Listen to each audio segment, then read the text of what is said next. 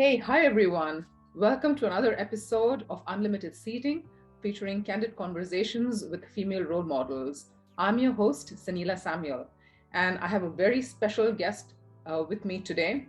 I had the opportunity recently to get introduced to Dinkle Shah. Dinkle is a consultant with Deloitte and is based in Mumbai, India. And I'm very excited to share her story with everyone. Hey, Dinkle, thank you so much for taking the time to join us today. Hi, Sanila. Thank you for inviting me instead. Of course. Dinkle, I want us to walk through your story, right? Where you started off as a kid to where you are today. I'm going to go back to when you were small, when you were a child, right? Can you walk us through just your childhood in general, where you were in India as well, and walk us through a very important and eventful incident that impacted your life in a big way? So I was born in Gujarat. That's a state in India. I belong to a Gujarati family. Later on, as soon as I was born, I was being brought to Mumbai, and I've been brought up in Mumbai only. We stayed there, and my childhood was pretty normal, like any other kid. I used to love sports. I still remember I used to take participation in those annual sports events in school, and few hobbies like here and there. I used to love singing, and I was a very bad singer even then. um, I was 6 years old when I happened to visit Gujarat again. It was a family function that I had to go for. As soon as we reached there in Gujarat, just within half an hour, the earthquake happened, and which led me a permanent injury called spinal cord injury. It's a permanent disability that you get. I became a wheelchair user post that. Uh, Life was okay. So I was too young to understand anything. Things changed upside down just within a fraction of minutes for me. Also, after I got injured, I my situation worsened because for 9 long hours I couldn't get a treatment because everything in nearby locality was destroyed. Mhm. So that happened. I got basic first aid, and then we came back to Mumbai, got diagnosed with spinal cord injury, roamed in hospitals for a year or two from one hospital to another, but then to no effect. Later on, we decided, okay, fine, this is not working out. I need to settle down. I mean, I need to come in terms with whatever it's Yeah. there, and need to mend things for myself. So I continued my school from then, and uh, as I said, I liked sports activity before also. Later on came into contact with some NGO who organized activity for wheelchair bound people, and they introduced me to sports. There was a very niche niche area called wheelchair sports, let alone in Mumbai, but then in fact in entire India it wasn't developed. First of all, if I talk about the people's mentality, they weren't ready to accept us as what we were. I got injured in 2001. Back then, even if I used to walk on the road, I would have 10 eyes on me, like, oh, what is she doing on the road? Why is she out? She should be in the bed. i Yeah. still uh, i still remember my relatives coming to my mom, and they would be like, Are, why are you making her study also? Why take so much efforts? What Yeah. is her life going to be? She's a girl, and she's on the wheelchair also, then why bother? And my mom was like, no, I want her to study, I want her to make her own life, her own career. And I had many challenges with respect to my education also, but then she faced it all. And yes, here I am. Um, your mom is a very brave woman because, like you said, Yeah. I've grown up in India, and everyone wants to comment on your life, right? And what you should be doing and should not be doing. And kudos to your family for kind of not listening and just saying that's not what's going to define you, right? You're going to just carry on and, like you said, come to terms, accept it, and move on, right? That's just really brave. I did want to say, and when we talked the first time, Dinkle, I was as well thinking about my school, right, where I grew up. It's like three or four stories high, and I don't think I had any class at any point. I was in any classroom which was on the ground floor, right? So Yeah. I was thinking of you the other day, and I was just wondering how did and in many schools even today, I would think there are no lifts or ramps that are helpful for wheelchair bound students. How did you manage? So initially, the place where I stayed, the school that I studied in, as you said, they had no classrooms on the ground floor. All their classrooms started from first floor. I was too young, so initial years, my mom used to, or my, in fact, uh, for that matter, my family, whoever, used to lift me to the classrooms. In fact, my house was also not accessible. It was at fourth floor, so then they used to lift me to my house also. Later on, that became a difficulty, and then just because of that purpose, we had to relocate. We relocated into some another district altogether, and we found a school which was located at the ground floor. I mean, all the classes were on the ground floor Okay. later on. But then the problem with that school was they were not very acceptable of me. They were not acceptable of my needs and requirements. So I had issues with basic facilities like computer class, or I wouldn't even get an access to physical education class, or they wouldn't be empathetic to acha theek hai, she needs something, we should provide it to her. They wouldn't do that. So then later on, I changed that school also as I grew up, and went to a better school. But yes, if I talk about schools, even today in India, government has passed a rule where they are supposed to admit students with disability, but they do not do that. In fact, they bluntly refrain, or they create problems Yeah. in a very uh, uh, unusual manner. They'd not accepted that you can't study in our school, but then they'll start creating problems for you where Yeah. you yourself say, acha, okay, I don't want to study here. Yeah. So that's the case even today. Were you a good student, Dinkle? Now, and also, would your parents make sure that you got good grades, like all parents in India? I was a decent student. I'd say I'd attend lectures till 10 plus 2 level, but uh, studying wise, I was just average, I'd say. And how about Not too friends for you? inclined to studies. Okay, so like a lot of us. Um, Yeah. how about friends? Was it easy for you to make friends at school? uh, I had lot of classmates, but friends, I can't say really. Obviously, there were people who were very much overwhelmed by uh, the condition that I was in, Mhm. and didn't some of them wouldn't come even near, just because, acha, okay, I'll have to manage her. I don't know how to talk to her. I don't know how to respond to her. So with that respect, I never had much friends. But yeah, that's that. And so walk us through school, and then you obviously went to college after. What did you decide on, like, how to, what you wanted to study, right? What did you kind of drill down to? How did you get to the subjects that you said you wanted to study in college? Just explain that to us, and also tell us a bit about how college life was for you.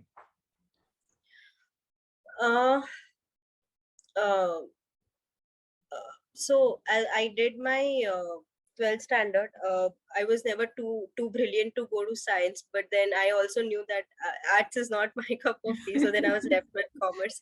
But that's how I landed up there. During my graduation years, my family wanted me to be a CA. I pursued it also. I cleared few exams, but then later on I realized that this is not where I belong and this is not what I want to do. So as my graduation got over, I said goodbye to CA also. I took a break. I worked for a few months.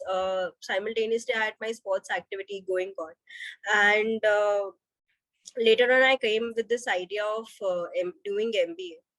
When I Okay. started preparing for MBA, I never had any clue what college, what subject, nothing. But then eventually, college got decided as I got to know which is which are what are good colleges in India, what are good colleges in Mumbai. So that's how I summed up to a college in Mumbai. At that time, it was one top one college uh, in Yeah. Mumbai. So that so I went there. Even after going to that college, I wasn't sure what subjects, but then first year we have to study all subjects. So Everything. then at, during that time I figured out I'll be a marketing person. My soul belongs there. So I pursued marketing as my specialization, and through campus placements I got recruited in Deloitte, and I'm currently working for their consultancy business. Okay, great. I'm going to go back to this whole conversation of friends, Tinker. Uh, Having friends are kind of a very kind of an integral part of the school experience and the college experience, right? In college, what did you get friends during college, during your graduation and post graduation?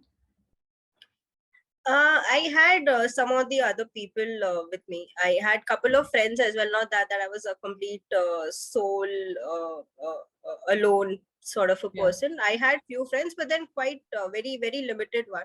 yeah, I am very introvert by nature also. So yeah. even I approach very few people. Okay. So that way. But then I had very few of them, but very close ones. Yes. Excellent. Okay.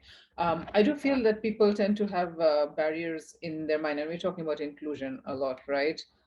Just like you said, I think people tend to hesitate when they see someone in a wheelchair, and you probably Yeah. experienced that, right? And thinking, and in their minds, they're thinking, I don't know um, how to approach this person, right?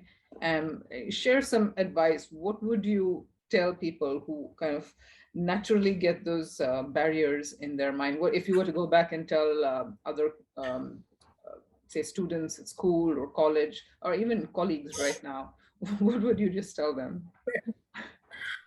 I think we are just normal beings as you are.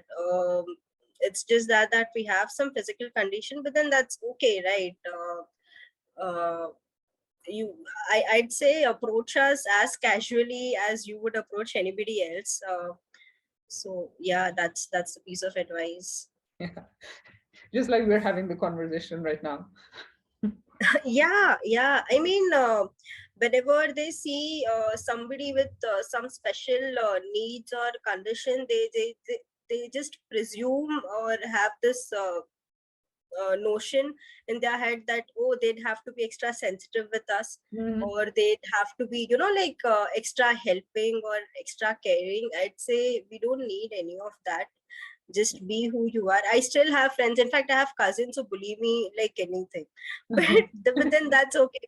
That's because we share that bond, right? Not because okay, just because I'm on the wheelchair, not that everybody would be extra sweet to me. So that's how it should be, I think.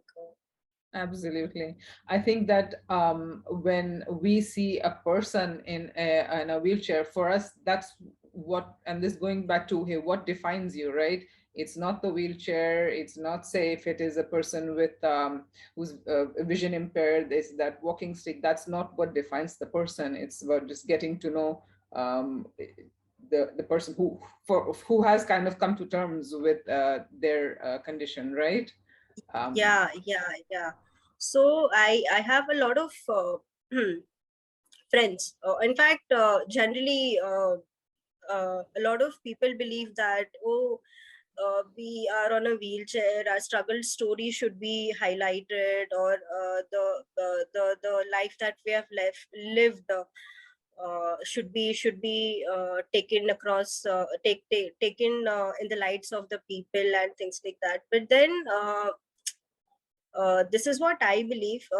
What I am on the wheelchair. That is like not. I have not done anything in that. That's given. What I would like to highlight is the work that I do. For example, I am a consultant in Deloitte. I would like to talk more about the work that I deliver in Deloitte. Or mm, let's say I play sports, so maybe my performance in the games, or what my future goals are, rather than my struggle story, or yeah. how pitiable or how so supposedly miserable my life would be or Mm, would have been. yeah. So yeah, so the shift of minds are needed. Uh, Absolutely. we do not need sympathy or pity. In fact, we don't even deserve that. All we are asking for is people's empathy, and I think it's time to uh, as, Absolutely. to have it. Absolutely. Sports. I wanted to talk a lot about the sports because it's been a common theme from childhood to now. And you also said that you are, as we speak, you're kind of doing a lot of preparation for a couple of different sport. So first, I guess, tell us what all sports you do play. What's the how do, where do you find the time for it? Because obviously you're working as well. And tell us a little bit about the team as well that you're in. Um, so after my accident, for a few years, I obviously didn't play. I was getting in terms with my condition, and getting to, making my body more healthier and fitter. Mhm. Later on, since 2006, I started playing sports. As I mentioned about this NGO, it used to conduct a lot of district level activities or inter NGO sports activities.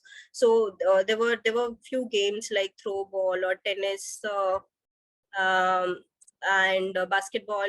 But then until 2015, and then that went on and off. I was playing sports. Sometimes I won, sometimes I would. But then until 2015, it was all unorganized and Okay. at some random level. Mm.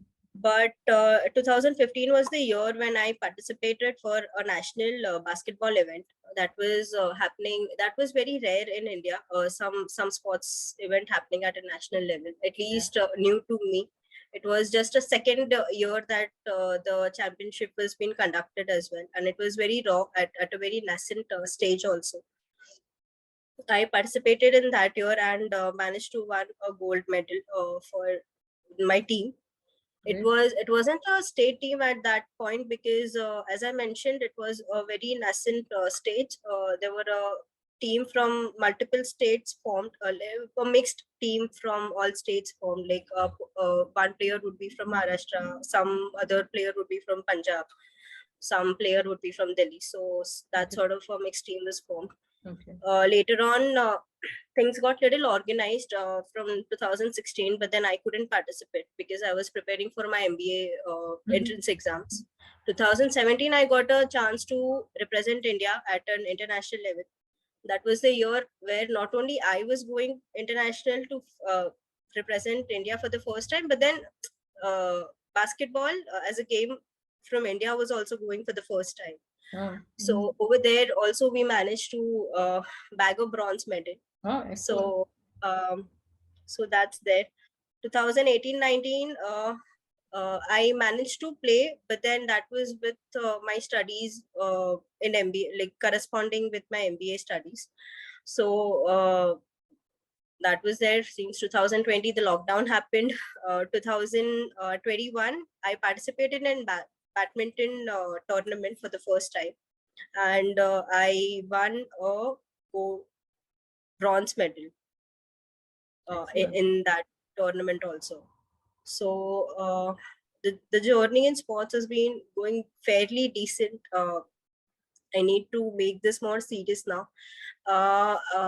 Before work, it was easy to take time, but then after work, it gets difficult because Yeah.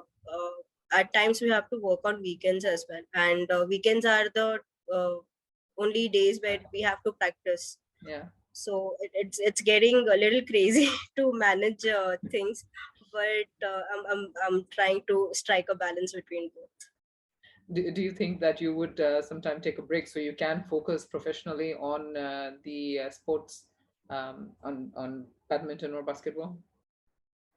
uh e- while practicing, for honestly, for practice, not the break, but then in the later years when I'm preparing for some international serious international tournaments and stuff like that, yes, I might require a break. How about, I know the last time we talked, you talked about the difficulty in finding a coach. I believe it was for Oh badminton. yeah. um Yeah, so at least in India, the situation is if you're on the wheelchair, it's not, it's like you are whatever. Mm. If you're playing sports on the wheelchair, it's more of a whatever. What would I do? It's that sort of a thing. Not much recognition is given. Not much appreciation is there, and facilities we certainly do not have them. So when it comes to finding a coach on for people on wheelchair, it becomes all the more difficult because people do not know how to coach us at first place, and the ones who know, half of them are intimidated and do not want to take the responsibility of us. Like we tend to fall a lot of times, and a lot of times we tend to have injuries also. They do Mm. not want to take risk with all those things happening, so then they deny. Then after after subtracting all these things, we are left with a very niche or very a small group of people who are ready to coach us, and then it depends on their availability whether they want to coach us or no, or whether they have enough time to do that or no.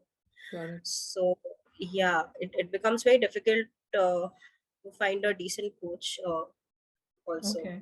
Okay. And then when we have a coach, it's all the more difficult to find a accessible place to practice. Yeah. So yeah, a lot of challenges in that terms. And currently you have a good team of peers who are you're able to play with and kind of train together. Yes, for basketball, we have a team that is like a 5-year-old team now. So Great. everything is settled over there. We have a team of 6 coaches in Maharashtra. That Excellent. is Wow. the state. So half of them are in Mumbai. So pretty good facilities over there.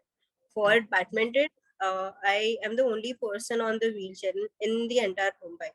So currently preparing for nationals, and I'm still I would say struggling to find a decent coach, a decent facility.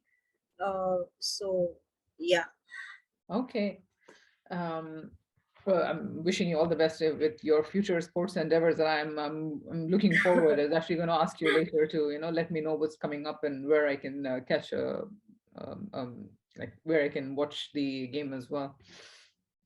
So Dinkle, hey, coming back to your role as a consultant, what is it that you enjoy about it? And also think about how you're share with us how you're thinking about career growth. What do you think you're consciously doing to kind of keep growing within the organization? I love consultancy. I love it because I, as a person, like to learn a lot, and consultancy as a profession has a very wide spectrum to work on. Like you get to work from tax to marketing to IT to HR, everything, and that's what keeps me going. And as a future goal as well, from a professional perspective, I'd say the only thing that I'm doing currently consciously is learn more, get more skills, work work diligently. So that's what. And I think people notice when you work, when you deliver. So I think that's enough then. Excellent. Something interesting that you told me when at school we started about kind of the gender diversity where you work, and you said it's almost like 40-50% split male female. That's great. I don't know if Deloitte is doing something targeted to kind of get that really good balance at the workplace. Have you felt that really that kind of good gender diversity really helps when in that teamwork and in the consulting environment? And also, do you feel the need for kind of mentors to kind of help as you are working towards rising up in the organization? Yes, mentor, definitely yes. Everybody needs one, no matter at what level they reach, wherever. You definitely require a mentor. About gender diversity, so I'd say Deloitte is diligently working on inclusion and diversity since last a couple of years now. And women inclusion, LGBTQ inclusion, people with disabilities inclusion have been their agenda, not since 1 year or 2 year. It has been a long time now. They are very particular about not giving equal opportunities. They see to it that if a project is out, everybody, be it women or be it men, everybody gets an equal opportunity. So that's the area where Deloitte is working Great. fabulously. Uh, about having more women in workplace, more than from more than an equality perspective, I think even a team develops, even a team as a whole benefits, the deliverable benefits. You get to understand a different perspective altogether. Not you don't see a perspective from just men's point of view, but then from a different women's point of view as well. So that way it's beneficial, not just for the women who are there in the team, but to the team as a whole and to the client as well, to whom we are delivering. So Right. it's a Very win-win well said. situation for. Very well said. um, we, we we think about workplaces as well, right? Just in terms of physical infrastructure, the ease of getting a wheelchair into an office, getting around um, cubicles or whatever the space is. I just think that it really helps when you're increasing the amount of diversity in the workplace, because it's then that you start thinking of, hey, is this workplace just built for somebody who is able to function without any other support? But yeah, just look at regular workplaces, you can see that there's very little thought to inclusion when it comes to Yes. people who are wheelchair bound or people who need any other support, right? I think there's so many things to think about, and the more we have conversations with everybody, just like you said, right, to not let the fact that somebody's in a wheelchair overwhelm you, but to go have those conversations, and then you understand better, what is needed to make everyday places like more inclusive. Let me ask you a very important question, Nico. Who are your role models? uh that's a very tricky one. I'd say uh, I honestly do not follow anybody particularly. I'd be very honest with you.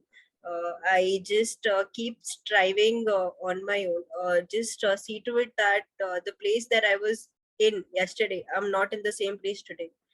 Yeah. I am moving. I am growing. So Great. that's where. Uh, yes, look up to. There are few people.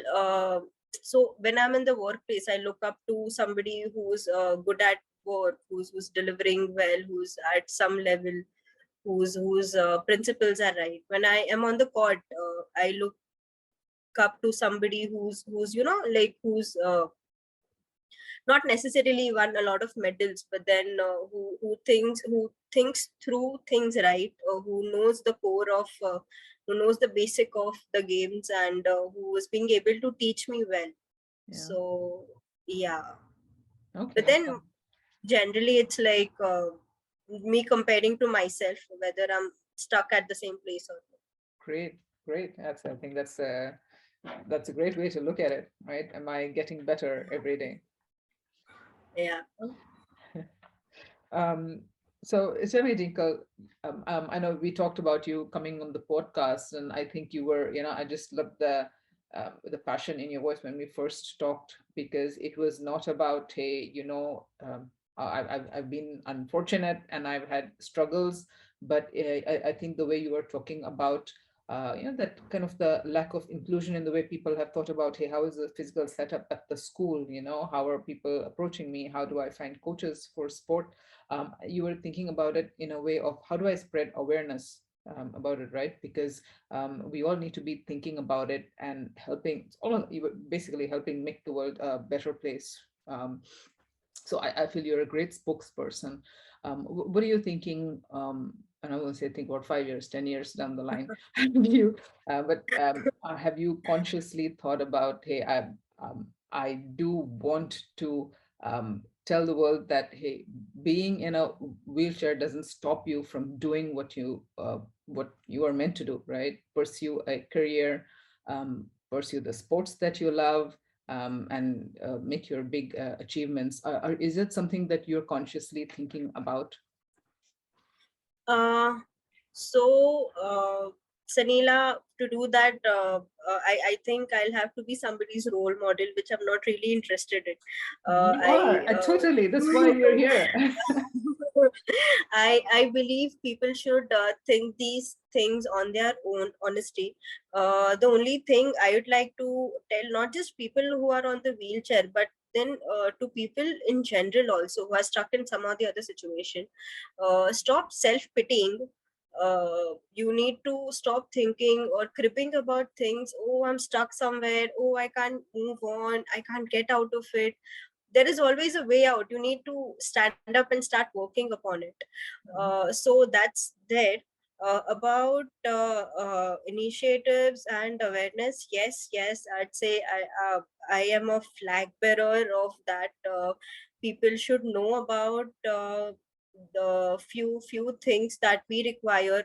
Accessibility, uh, for example, if somebody is here with a speech impairment, how are you planning to talk to them? You need to have something figured out. So they do not have any solution for that. Mm. So not just awareness about people who are on the wheelchair, but then in general the entire spectrum of it. I'd like to spread awareness. In fact, I'm taking, I mean, I wouldn't say I am taking this up, but then Deloitte itself is about to plan to take this initiative where they people make make candidates, make the life of the employee with disability more accessible and more inclusive. So I'd say I'm a part of that initiative. I am trying to flag uh, the things that they have not thought through yet. So that's where I'm working upon. I'd like to uh, collaborate with a lot of NGOs about spreading awareness about Yeah. accessibility, work on not just spread awareness, but then go out on the roads and actually work on the area. Yeah. So that's something that I take on me. Okay. Great. I'm really looking forward to all that, Dinkle. And if there's any way that I can help at all, uh, please do let me know. Um, Sure, sure, but Sunil. I will correct you on one thing you said though. You are a role model, and that's why when we first talked, I said that I have to get you on. Just and if for a number of reasons, Dinkle, it's unlimited seating is about having everyday role models, right? And I love the way that you are kind of you're not just settling at, hey, this is me and I'm going to kind of manage with what I have and just get by. You're kind of really striving to grow at work, and you're really striving to do really great at the sports that you enjoy as well. So you are a real role model, and of course you were so willing to come on and share your story in such a strong way. So continue to be that role model, and I'm looking forward to hearing more from you and also about you. Thank you, Sunila.